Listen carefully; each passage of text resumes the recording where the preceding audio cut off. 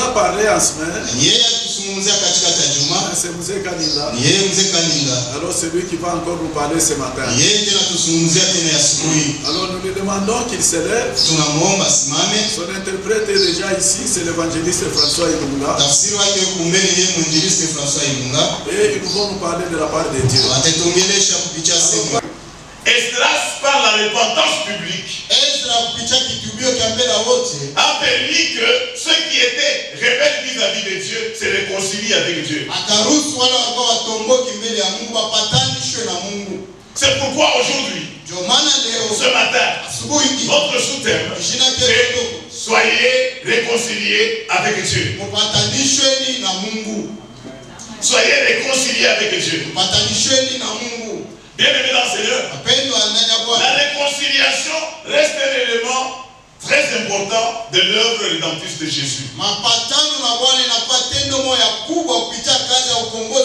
que le péché et la désobéissance créent un fossé, la séparation d'avec Dieu.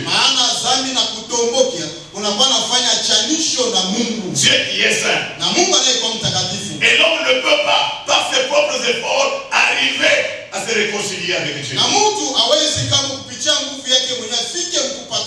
Alors nous posons une petite question de savoir. Quelle est pour vous la chose la plus importante? C'est avoir une belle femme et une bonne femme. C'est avoir un bon travail qui paye bien, qui rémunère bien. C'est avoir des beaux enfants intelligents. C'est avoir un bon mari, un beau et bon mari. C'est avoir un ministère radieux, éclatant. C'est faire des hautes études. C'est être renommé. Non, bien aimé. Dans la vie de tout homme, qui qu'il soit, quoi qu'il fasse, quel que soit son rang, la chose la plus importante, inévitable, c'est d'être réconcilié avec Dieu pour vivre en paix.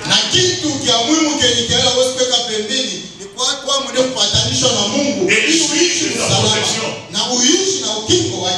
Oh, éternel, celui quand il marche, il dit, l'Éternel est mon Seigneur, l'Éternel est mon berger, l'Éternel est mon Dieu.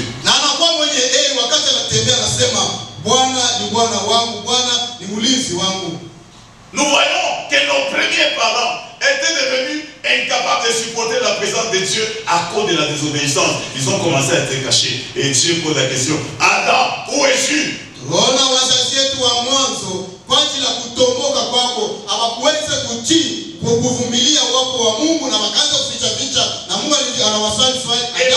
péché a fait qu'il est utilisé maintenant contre la présence de Dieu. Comment ça s'est caché?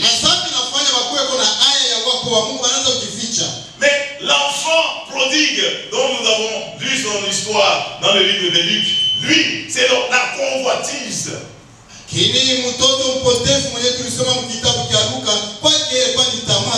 Parce qu'il avait tout chez son père. Il vivait dans l'abondance dans la maison de son père. Il ne manquait de rien. Mais il a eu la convoitise de vouloir être libre. Non. Bien-aimé dans le Seigneur, qui est encore sous le toit paternel, soumettez-vous à la discipline de la maison. Les parents là, ils connaissent plus que vous. Ils ont plus d'expérience de la vie plus que vous. Baptise l'a poussé à pouvoir quitter.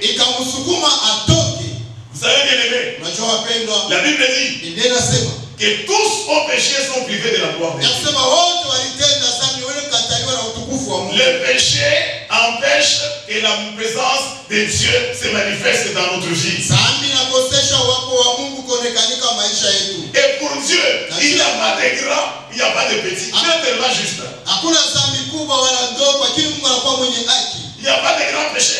Il n'y a pas de petit péché. Le péché pour se sauver.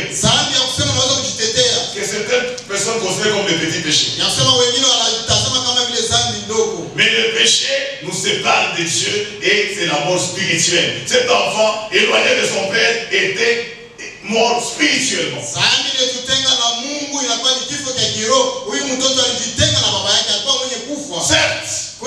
il y a certains péchés monstrueux. Il y a certains péchés monstrueux qui ont des conséquences fâcheuses et visibles. Comme le meurtre, l'adultère, le vol, le viol.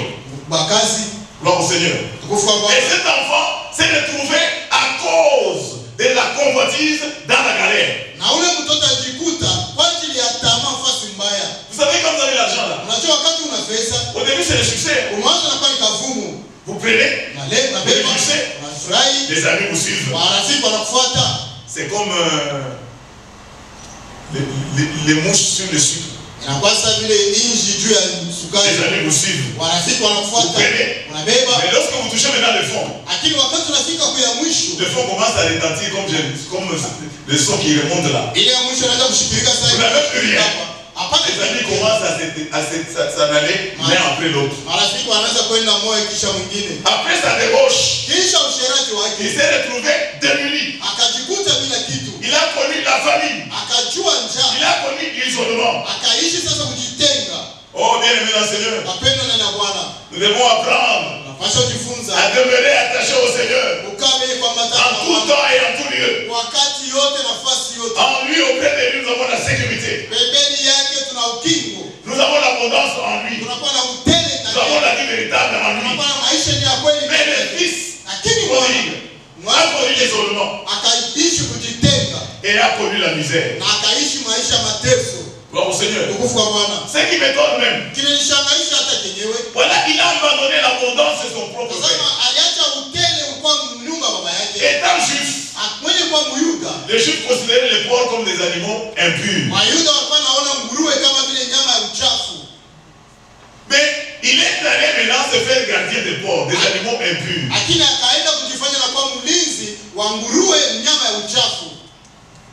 Et le pire en est qu'il a souhaité même manger les aliments de porcs appelés les carouges. Mais il n'en trouvait pas. Donc il a connu une misère noire. Gloire au Seigneur. Alors, quels sont les avantages? D'abord, quels sont les moyens de la réconciliation? Quels sont les avantages de la réconciliation? Quelles sont les caractéristiques d'une personne réconciliée avec Dieu? La réconciliation avec Dieu passe par la repentance sincère et profonde. Gloire au Seigneur. La repentance est détournée de la mauvaise voie pour revenir au Seigneur. C'est la meilleure décision des pécheurs qu'ils prennent pour revenir au Seigneur. Ce n'est pas un simple regret. Non. Quelqu'un peut regretter des conséquences du péché au lieu de regretter du péché lui-même.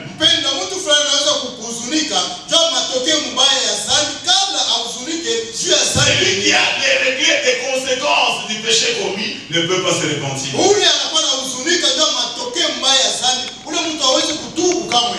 J'ai donné l'exemple ici d'un jeune homme à Mongonga. J'étais assis, je le regarde et je vois des lèvres gonflées, tuméfiées. Des lèvres tuméfiées. Des visages défigurés. Il a été tabassé pour l'avoir volé. Je l'entends dire. Ils attendent, ils vont voir. Si je vais encore les voler encore. Il ne regrette pas le vol. Il y a une offense faite à Dieu. C'est ça le regret qui mène quelqu'un à la repentance. C'est pourquoi les enfants d'Israël ont pu, après la lecture de la parole, ont pleuré, ont dit, nous avons péché contre Dieu.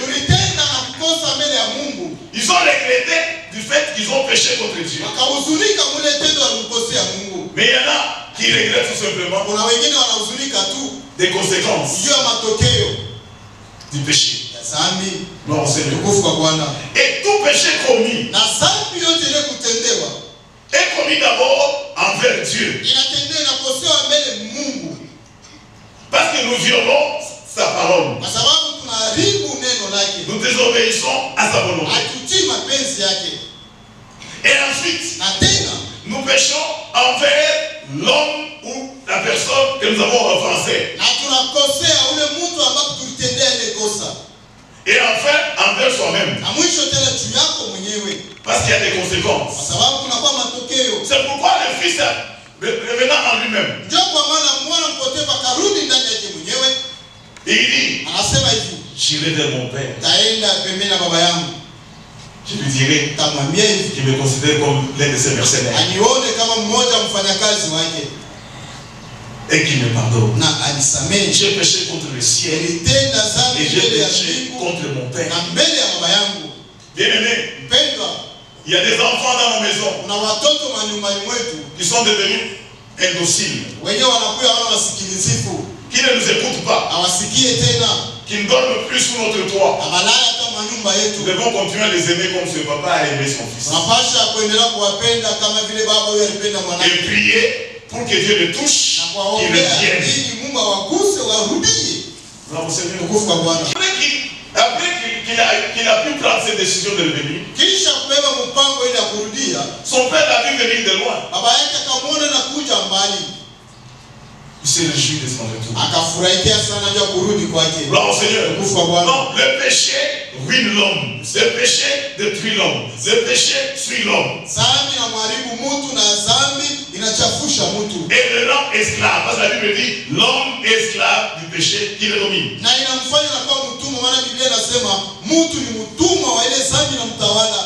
Le péché nous éloigne de Dieu et Dieu ne nous écoute pas. Le péché permet au diable d'avoir une même mise sur nous. Il est un fardeau sur notre conscience qui nous empêche à prier librement.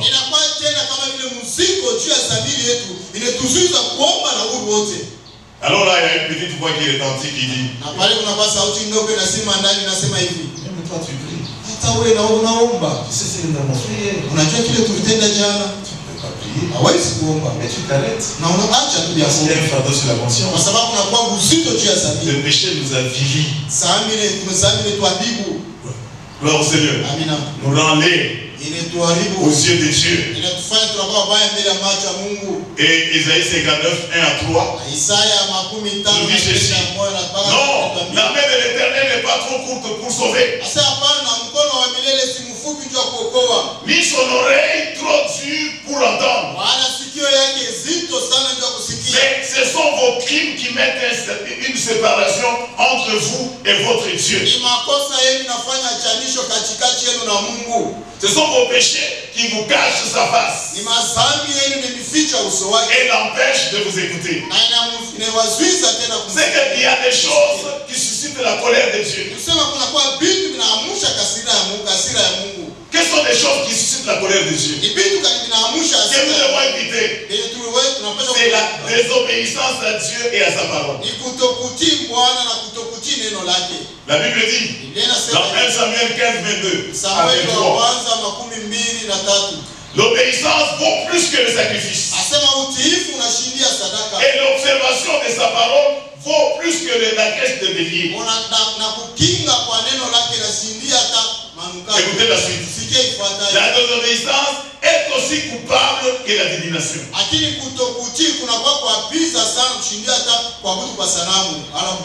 Quoi au Seigneur? Deuxième chose, à cause de la désobéissance, c'est le refus d'écouter Dieu. Quand Dieu nous parle, nous refusons de l'écouter. Nous bouchons des oreilles. Parce que nous voulons seulement des choses agréables. kitu ya kupendezwa. Alors cette parole là est très dure. Usimele neno na kwa nguvu. Qui peut la supporter? Nani anaweza kuyavumilia? Mais la kinini a toujours été amer. Lakini kinini ni kalapa ya buchungu. C'est le remède obligé pour être soigné de la maladie. Njia yenye kukasishwa ndio kuponya na magonjwa. Il y a la méchanceté. Tunakuwa ukali qui suscite la colère de Dieu. Inakuwa na musha hasira ya. Vous pouvez dire Colossiens 3:8. Naweza kusoma Kolosai sura ya 3 mstari. Donc, parmi les moyens, il y a d'abord la repentance sincère. Kusema kupitia manamna kuna kwa kitubio mbele ya haki ya haki. La repentance sincère. Kitubio kwa moyo wote. Nous reconnaissons le tort. Tunatambua kosa, nous abandonnons. Na tunaacha. Comme il est écrit dans Proverbe 28, verset 13. Celui qui cache ses transgressions ne prospère pas, mais celui qui les avoue et les délaisse obtient miséricorde.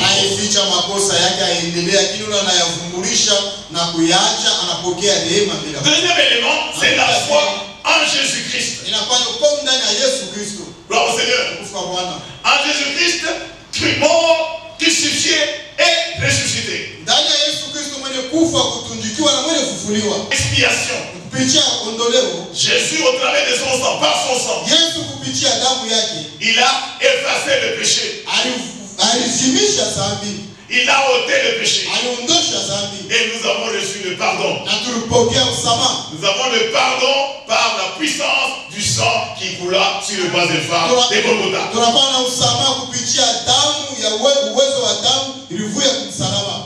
Deuxième point. Quels sont les avantages de la réconciliation avec Dieu? Gloire au Seigneur. Premier élément. C'est la joie et la paix en Christ. Nous sommes heureux, nous qui sommes en Jésus-Christ. Gloire au Seigneur. Nous sommes heureux. Nous avons la joie, nous qui sommes en Jésus-Christ. Et nous avons la paix réelle en Jésus-Christ. Nous dormons comme des petits enfants. Sécurisés par le Seigneur. Donc le fardeau de nos péchés a été ôté. Et nous sommes devenus enfants de Dieu, amis et frères de Jésus. Regardez la fierté qu'ont certaines personnes dans ce monde. S'il a seulement la carte de visite de l'enfant, de quelqu'un qui est élevé en dignité, il montre à tous ses amis. Elle, c'est mon ami. Vous voyez, moi je ne t'aime pas avec n'importe qui. Mais nous sommes devenus enfants de Dieu, amis et frères de Jésus-Christ. C'est un grand avantage.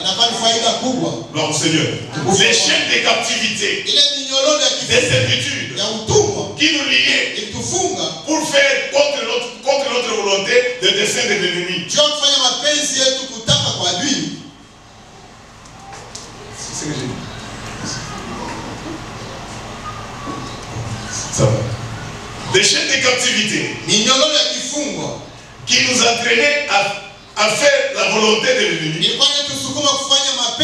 contre notre propre volonté. Ces chaînes sont tombées et en Christ nous sommes devenus libres. Gloire au Seigneur.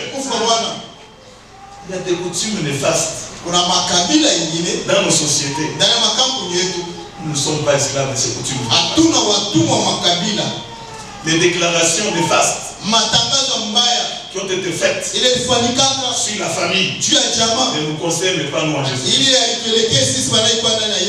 Nous ne pouvons pas subir les conséquences de toutes ces déclarations. Parce que nous sommes en Christ. Gloire au Seigneur. C'est mon Dieu, avec les biens qu'il nous a donnés. Mettons-les à la disposition du Seigneur. Nous n'avons rien que nous ayons reçu de Dieu. Nous sommes venus nus et nous rentrerons nus. Quelqu'un avait un grand véhicule, là, préféré qu'on attelle avec son véhicule.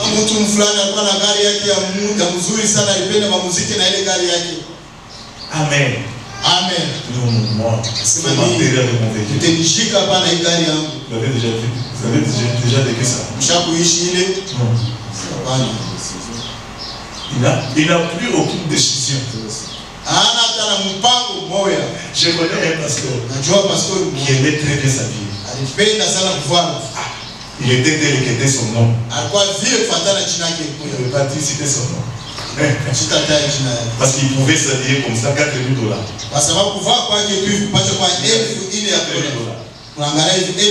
Avant qu'il ne soit mis en terre, son fils a commencé déjà à porter ses chaussures.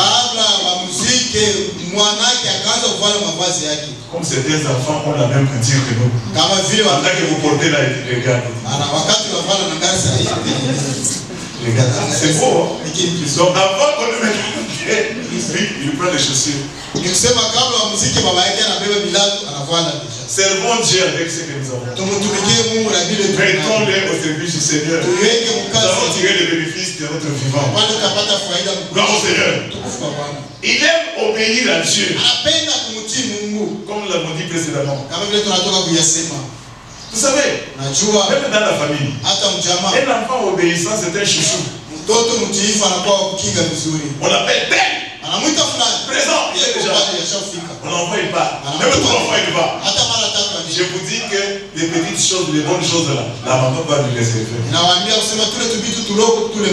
Même s'il n'est pas là, elle vous donne quelque chose pour son chouchou là. Pourquoi? Parce qu'elle a fait obéissance. Mais toi, quand tu joues au foot, on t'appelle. Viens. Pas qu'on t'appelle. Je ne viendrai pas. Laissez-moi d'abord jouer. Alors les parents disent bon, Marguerite est à vous. Continue à jouer, mais laisse-toi. Après avoir joué là, jamais rentre chez soi. Et là tu l'appelles de pied.